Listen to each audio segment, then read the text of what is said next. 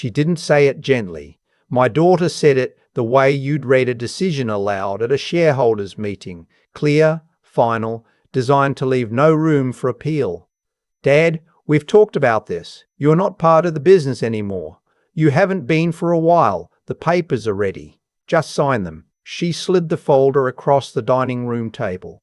The table her mother and I had bought at a shop on Granville Island 41 years ago. Solid oak, still standing. My name, Reginald Holt, was printed at the top of the first page. Below it, a buyout agreement. Below that, a valuation of my 40% stake in Holt Ashford Property Management, the company I had founded in 1987 out of a second-floor office in Kitchener, Ontario, with a used computer and a phone that rang twice the first week. My son-in-law sat beside her with his hands folded on the table. He didn't look at me. I looked down at the folder. Then I looked at my daughter. And I smiled. She had expected something else. Tears, maybe. Or argument. She'd seen me argue. She knew what it looked like. What she didn't know, what she'd never paid enough attention to understand, was that I had been expecting this for 3 years. It didn't start the morning she slid that folder across the oak table. It started the morning she introduced him as her new operations partner at the annual client reception in downtown Waterloo. My son-in-law, a man I had welcomed into this family with a genuine handshake and a bottle of Okanagan Red, had spent 14 months reclassifying himself from husband to co-director to, apparently, the man who would now handle the conversation her father couldn't be trusted to manage himself. I'd built Holt Ashford from a single residential property management contract with a landlord in Cambridge who needed someone reliable to handle his 6 units. By the time my daughter joined the company, 12 years ago now, fresh out of Wilfrid Laurier with a business degree and her mother's stubbornness, we had 437 units under management across Waterloo region and a commercial portfolio that stretched from Guelph to Burlington. We weren't large by Toronto standards, but we were solid. We paid our people well. We kept our clients for decades. We had a reputation that didn't need advertising. She had a gift for presentation. I knew that when I brought her in. She could walk into a room full of skeptical landlords and property investors and leave with 3 new contracts and 2 dinner invitations. She had her mother's warmth when she wanted to use it and her grandfather's precision when warmth wasn't enough. I was proud of her. I still am. But there is a difference between being the face of something and understanding how it stands. I was the one who had negotiated our maintenance contracts. I was the one who had structured our insurance portfolio. I was the one who had spent 18 months building a relationship with a commercial developer named Arthur Fenwick, whose trust in me, and only in me, had brought us a property management contract worth more annually than our entire residential division. The Fenwick portfolio, 7 commercial properties across 3 cities, triple net leases, the kind of client that makes a company something other than regional. When my son-in-law joined the company 4 years ago, he was polite about it. He'd come from a mid-sized accounting firm in Mississauga. He knew numbers. He was organized. My daughter loved him, so I gave him room to grow into the work. He handled vendor invoicing. He reorganized our receivables process. There were genuine improvements. And then gradually he started attending meetings I hadn't invited him to. Calls with clients I'd nurtured for decades. He never overstepped, obviously. It was more like water, finding every low point quietly, widening it slowly, until one day you notice the shape of the ground has changed. The first time I heard the phrase, the next generation of leadership, it was in a conversation I wasn't supposed to overhear. My daughter and my son-in-law in the boardroom after hours, talking about transition timelines, talking about my age, 63 at the time, and I'd just come back from a site visit in Burlington where I'd renegotiated a maintenance contract that saved us $20,000 annually. That night, for the first time, I opened a document I'd been thinking about for months. Holt Advisory Services. I didn't tell anyone. I registered it provincially. I opened a separate business account at a different branch. I said nothing about it at home, nothing at the office. And over the following 2 years, quietly and with complete legal transparency, I began restructuring my personal service agreements. The Fenwick portfolio had always run through a management services agreement. Arthur Fenwick didn't sign with the company because of its name on a letterhead. He signed because of the phone calls I returned on Saturday mornings, because of the time I drove to his Burlington property at 11 at night in February when a pipe burst in a tenant space and his regular maintenance contact didn't answer, because of the 15 years of consistent, unbroken trust between two men who understood what a handshake still meant when I quietly revised the agreement structure, with legal guidance with proper disclosure to the appropriate parties. The primary service provider became Holt Advisory Services. Holt and Ashford remained as fulfillment contractor. The transition was documented. Nobody questioned it at the time because nobody read it carefully. My daughter called my involvement in contract administration Dad's thing. My son-in-law flagged it once in a spreadsheet and moved on. The morning she slid that folder across the oak table, I let her finish speaking. "The valuation is fair," she said. "We had 2 independent appraisers." "I'm sure you did," I said. "You'd be free to do whatever you want. Travel. Rest. You've earned it."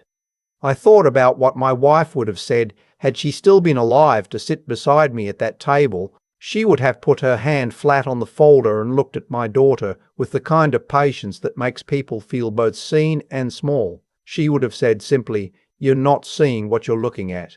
"I'll need a few days," I said. My daughter glanced at her husband. "Of course, there's no pressure." There was pressure. They both knew it. The body language of people who have already decided doesn't leave much room for ambiguity. I stood, picked up the folder and walked to the kitchen to put the kettle on. Through the window over the sink, I could see the maple in the backyard that I had planted the year my daughter was born. It was enormous now. It had no idea that someone had decided the garden no longer needed the person who'd put it there.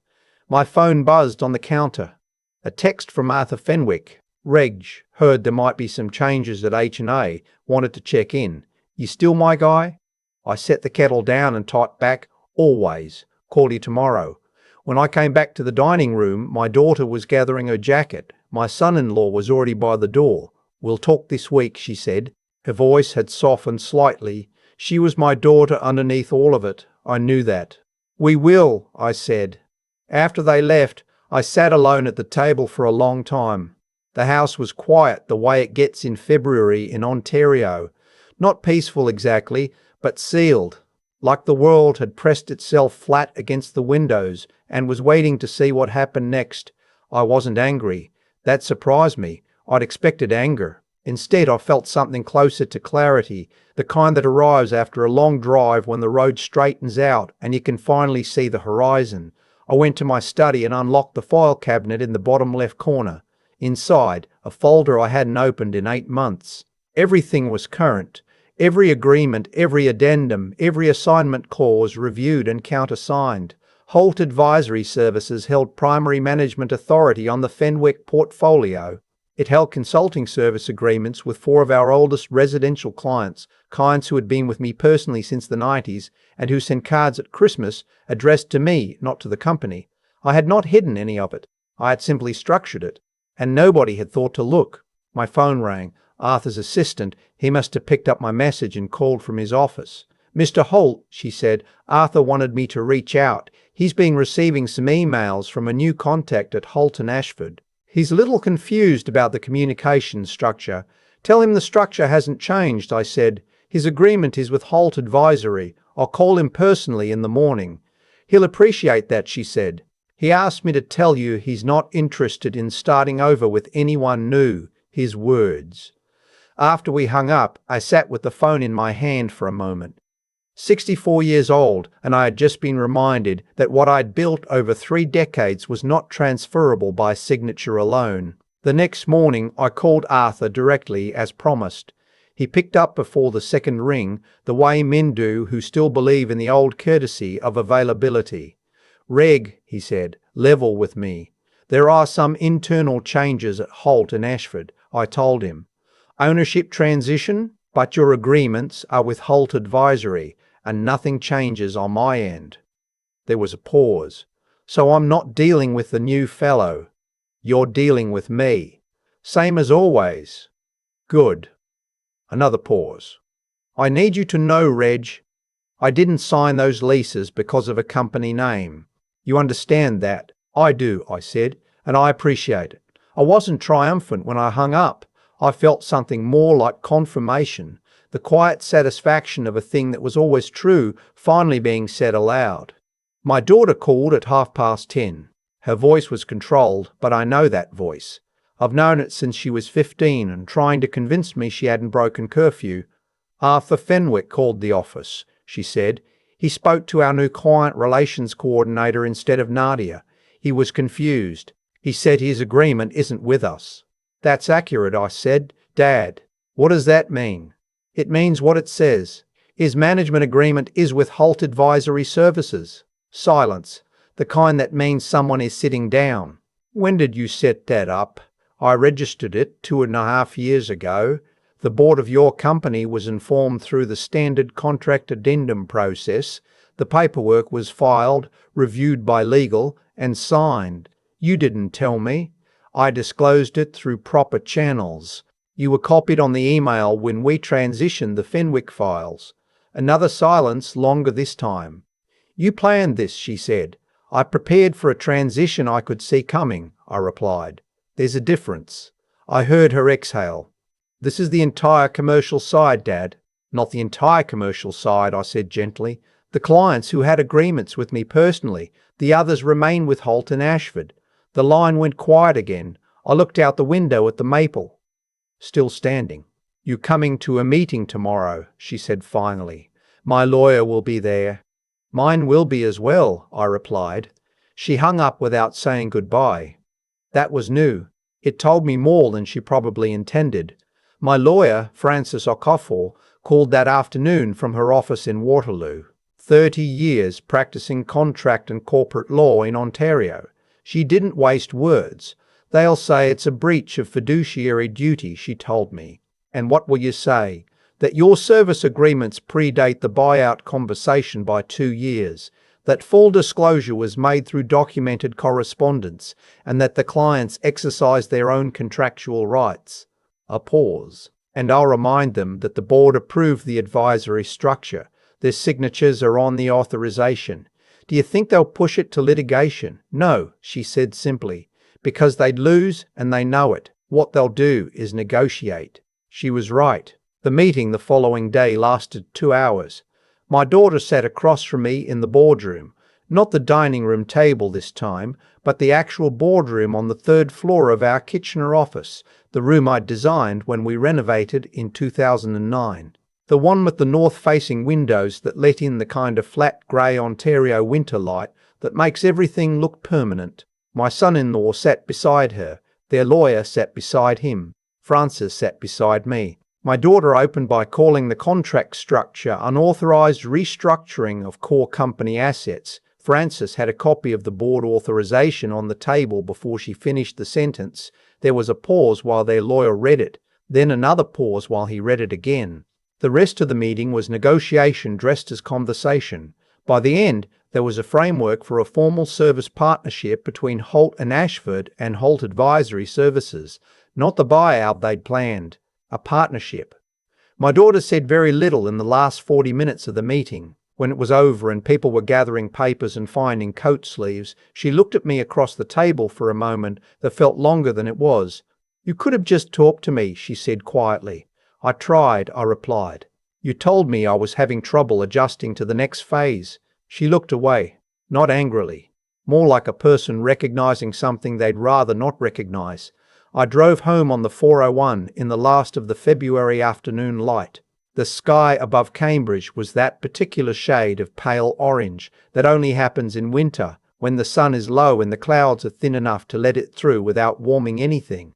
I had a conference call with Frances at 5. I had a message from my old maintenance supervisor, Ian, who had heard the news and wanted to know if I was building something separate and whether he should be paying attention. I texted him back, "Pay attention." In the weeks that followed, the formal partnership agreement took shape. Frances negotiated terms I hadn't dared ask for outright. A 3-year contract, guaranteed revenue minimums, and after considerable resistance, an advisory seat on the Holt and Ashford board. Non-voting but present. My daughter called me the evening the agreement was finalised. She didn't mention the contract. "How are you eating?" she asked. "Fine," I said. "I made soup." A pause. "What kind?" "Split pea. Your grandmother's recipe." She was quiet for a moment. "I remember that soup." She was quiet for a moment. "I remember that soup," she said. "I know you do." We didn't talk about the business that night. We talked about her mother's recipe box, which she'd asked to have when the time was right, and about the maple tree, which I told her was showing early signs of scale and might need treatment in the spring. She listened the way she used to when she was young, and I was explaining something she wasn't sure she cared about, but was willing to sit with. Before she hung up, she said, "I didn't handle this well." "No," I said, "but neither situation was easy. I thought you'd just step back." "I know you did," I replied. "I thought so too, for a while." Over the next 4 months, Holt Advisory grew in a way I hadn't planned for and couldn't have predicted. 3 of the residential clients I'd retained began referring colleagues and neighbours to me directly. One of them, a retired engineer named Francis, who'd been managing his own small portfolio of properties in Guelph, asked if Holt Advisory could take on a new client. Then another one asked. Then a property developer in Hamilton reached out through Arthur, who had apparently been speaking well of me at an industry lunch. By the time spring arrived and the maple started pushing out its first pale leaves, I had 7 clients of my own, not the hundreds Holt and Ashford managed, but mine, built on my word and my record and 40 years of showing up when the pipes burst at 11 at night. My son-in-law called once professionally to discuss coordinating the fulfillment side of the Fenwick portfolio. He was courteous. I was courteous. We reached a workable arrangement in about 20 minutes. He was better at his job than I had sometimes given him credit for. I told him that at the end of the call. There was a pause, and then he said, "Thank you, Reg." It was the first time he'd used my first name. I'm not sure what I expected that spring to feel like. I think I expected relief mostly. What I found was something more complicated, a kind of honest tiredness, the way your legs feel at the end of a long hike, that was worth taking. There are mornings now when I make coffee and sit at the oak table and think about the woman who should be sitting across from me. She would have hated the way this played out. She would have gotten all 3 of us into the same room and served tea, and not let anyone leave until something true had been said. She was better at that than any of us. I am learning to do some of it myself. Slowly. My daughter and I have lunch every other Wednesday at a Vietnamese place near her office in Waterloo. We talk about the business sometimes. More often we talk about other things. Her kids, a podcast she's been listening to, whether I'm going to finally repaint the back porch this summer. She brought her youngest to see me last month, and the boys spent 20 minutes examining the maple tree with the focused intensity of a child who has not yet learned to pretend he isn't interested in something. "It's big," he said. "I planted it the year your mother was born," I told him. He thought about that for a moment. "So it's as old as her?" "Just about." He nodded solemnly and went back to examining the bark. My daughter watched this from the porch steps, coffee in both hands, and she smiled. A real one, the kind she doesn't put on for rooms. The buyout never happened. The folder she slid across the table, the one with my name printed neatly at the top, is in the recycling somewhere, I suppose. What replaced it was something neither of us had a word for in February, a partnership that holds because it has to, and sometimes now, because it wants to. I didn't set out to build leverage. I set out to make sure I couldn't be erased. There's a difference, and it matters, because one of those things is about fear, and the other is about knowing your own worth well enough to protect it quietly. She thought she was settling the future. She hadn't read all the documents, and the documents, in the end, told a story that no one could argue with, because they were never about winning.